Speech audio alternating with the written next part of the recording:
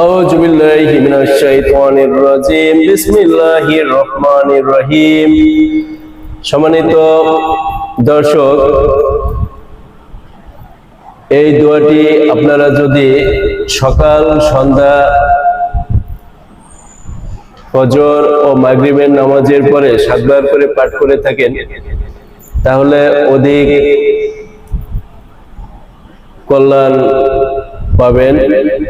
আল্লাহর রহমত নেমে আসবে এবং আপনার মনের বাসনা পূর্ণ হবে। এটা সবসময় পাঠ করা যায় বা উচিত, কিন্তু সকাল সন্ধ্যায় পাঠ করলে আপনি বেশি ফল পেয়ে থাকবেন।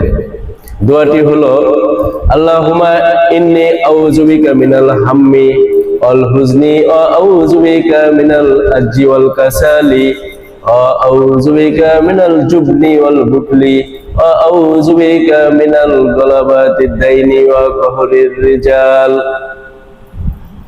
হে আল্লাহ, আমি আপনার কাছে